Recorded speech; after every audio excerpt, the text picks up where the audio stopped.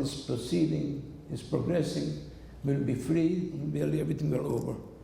When those people went to the bunkers, they took along some money. They took jewelry and so on. And those Gentiles, they risked their life to harbor the Jews. If they were caught, they would be killed, same as the Jews. But for a lot of money, they were willing to sacrifice their life. And they got very well paid. All of a sudden, war did not proceed as we expected. The Russian army stopped before the winter, and they didn't move for 6 months. So instead of a couple of weeks being hiding by the Gentiles, became months. The money they took along was gone, they paid them all. Jewelry which they have left, gave them to the goyim not to keep them. Then there's no money, no jewelry. Those goyim said to those people, listen, we can't keep you anymore. Food we have to buy on the black market, we risk our life, and if you don't pay off, you have to find another place. And those people were hiding by the goyim, they were out on the street. One evening, I walked on the street, I was disguised as a Roman Catholic, was a guy, and I walk on the street and I see a gentleman standing in front of the department store. A person I knew very well. So I said, at that time it was very dangerous to approach somebody, another Jew, because the Nazis, when they caught a Jew, what they did to him, they put him on the street, put him out as a bait. They were hiding behind the door, and anybody who approached that person was caught. That's the way by catching other Jews. So there was an unwritten law: if you meet somebody on the street who you know, make believe you know someone, just pass by, because you have no idea that his being is being put as a bait. So I passed by, he looks, he sees me, I see him, he didn't say any word, I didn't say nothing. Then down the street, I turned around, and I walked again past, he's still standing there. He didn't say anything, and I didn't say anything either. Then the third time I'm coming by, and I was whistling, I want to make contact with him to make sure that he's not as a bait. So I couldn't speak to him, I just make believe, I just walked by and was whistling, Shalshilesling. And David. The Nazis don't go to Shalshiles there, so they wouldn't realize, you know, but when I visit that nigger, he comes over to me, he says, oh my, I'm so glad that he tells me his story. He has 2 days time to find another place unless he pays off. He gave his wife jewelry, he gave him everything he has, and there's nothing there. I have no idea how he can find money to pay that Gentile to keep him. Anyway, I had some money with me and I gave it to him.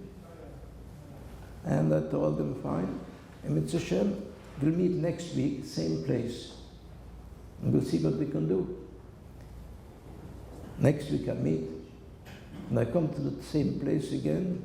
All of a sudden, instead of being he himself, there are 2 other people with him. So I told him, tell me, what's this here? What's that? He says, it's those people are hiding not far from me, and they're the same situation I am. They have to pay the goyim, otherwise they have to leave. Means leaving is being on the street. Few minutes, Jews been recognized by the Nazis, by the Gestapo. They were smelling a Jew from a mile away. He wouldn't last an hour on the street, he'll be gone.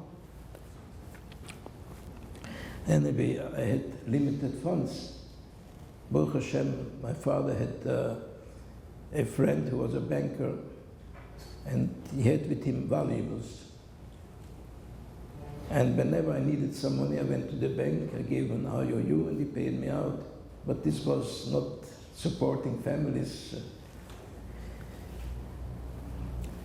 Baruch Hashem, I made contact with a Gentile woman who was a servant to a very chushavit. His name was the Shlomo Stern Olav Sholem. The Shlomo Stern was hiding in a bunker together by Weissmandl, Tropkover Rebbe, and the two Gellis boys, Golin. I knew when I saw her, she has contact with Shlomo Stern, and he had access to funds because he had contact with Switzerland. His business was money transfers, and there was no problem with money with him. So I told her, look here, I don't want to know where the Shlomo is, because in case they catch you, they went to such a torment that people, regardless how much, you could not resist. So I didn't want to know where he is. It's chas v'chalila, when they catch me, you never know what could happen. So I told her, look here, this is a situation, there are families, they need money. And right now I have here a number of families. Get the message to the Shlomo and see what you can do. So I made up with her, next day we're going to meet. Next day I came and I met her, and she brought me enough money and more to give those people, should be able to pay the goyim. So from those three people, each one, when I met them again, each one brought another two, and after a little while, we learned that almost 58 or 60 families, Baruch Hashem. And Baruch Hashem had this here, to help those people to survive. Matter of fact, when I came back after the war, I came the first day into shul, some of the people came over to me, started to embrace me, and started to cry, says, you're the father of my families. You saved us. You're the father of ours. Baruch Hashem, was Reicher gewesen. 58 families. Yeah. Your parents had trained you well in Hachnosas Orchim. What year did that happen that you started this process of supporting 58 families? This was the last 6 months of the war. In fact, the war came to Pressburg sometime earlier, didn't it? In Pressburg, they were the very first victims in Europe. I mean, after Germany and Austria, that time they sent the Jews out and so on. But in Pressburg, it was the first city, it was the first country where they had a contract with the Germans to take the Jews, and they paid them a lot of money for each person, each Jew, with the condition that they'll never come back. This was in early 1942. This was the first, and they systematically, little by little, they took the Jews and they sent them. That time there was no Auschwitz yet, because Auschwitz was the secretaries in Auschwitz who worked that time in the offices by the Nazis were the girls which were taken from Pressburg into Poland. What forms did the harsh treatment in Pressburg itself take? The treatment started in 1939. When you were 9 years of age? 10 maybe. Pressburg was a city not any different than any city here in the United States. There were shuls, there were yeshivas, people in businesses, they had all the rights like any goy, all the Gentiles, no discrimination. And people were prosperous, they lived a wonderful life. We lived together with our neighbors, the Gentiles, harmoniously. There was no such thing, anti-Semitism and so on. We had servants going. They were very faithful, very devoted. Matter of fact, the shiksa which was working for us, you know better, she taught us same way the Ani. And they were very, very friendly relation. In the business, we had a lot of Gentiles working for us. Our neighbors were excellent neighbors. In 1939, Czechoslovakia was split up, and Pressburg, Slovakia, joined the German Axis with Hitler, and they adopted the Jewish laws, the persecution that Jews started. And they came out with laws every week. And little by little, every week, something else. One was always worse than the other. They came out with laws. Jews can't have any more businesses. They took away the businesses. Then they took away Jewish houses. Jews were not allowed to have cars. Even bicycles we were not allowed to possess. Jews had to go with the yellow stars on the street. And those laws came every day, one worse than the other. But we said, it's not going to last forever. Shabbat is going to help us. Hitler is going to have a downfall. And Baruch Hashem will be free. But then they were not satisfied anymore, just the persecution. People couldn't go on the street. They took people, when he came to shul, they beat them up. Savagely, they broke their bones. If you came home from shul without being beaten up, it could be going bench goimer. And they started to take people at night. The Nazis came to their houses.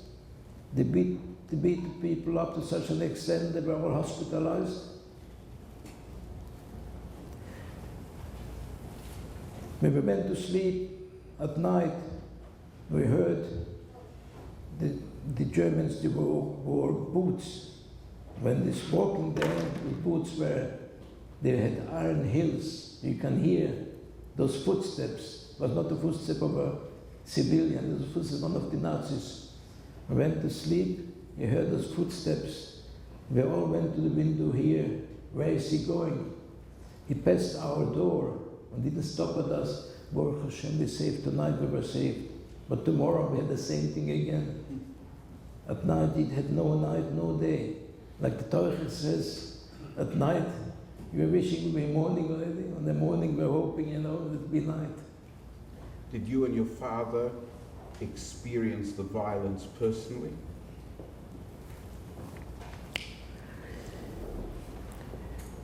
The way it worked in 1942, when they took all the Jews away, the economy was in Jewish hands. And there are certain key positions which were in Jewish hands. And if they would take them away, the economy would have collapsed. So they had a special permit, exceptions. Those Jews are economically important to the country, they had a special permit to stay. This was approximately 10%. My parents, they had that permit to stay. But this permit was only as good when the Gestapo stopped you on the street, or they came to the house or showed them the permit. It was his prerogative to take the permit, tear it apart. Jew, come with us. So this was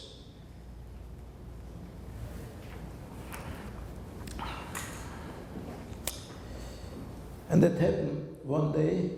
They came to our house, they wanted to take my father.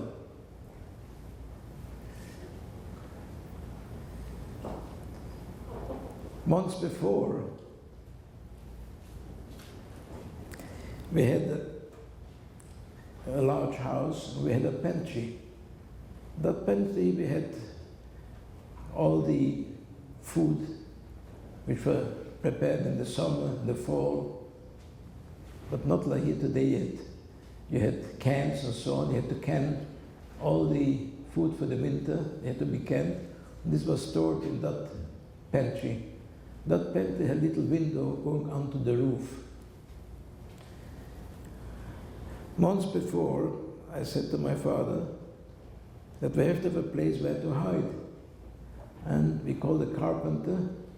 He was dividing that pantry in half and built shelves. And there was a hidden door in there. I knew that pantry very well because my mother, Sholem, she prepared cherries for the whole winter in cans. And I liked those cherries. So I knew exactly how to find the key to the pantry to get all the cherries there. So it was a very familiar place for me. So we built that wall. And Nazis came a couple of times. They're searching the house, and they came to the pantry, and they saw everything is fine. He couldn't find that hidden door. So when the Nazis came to look for my father, he slipped right into that pantry and into that behind that hidden door, and that's the way he got saved.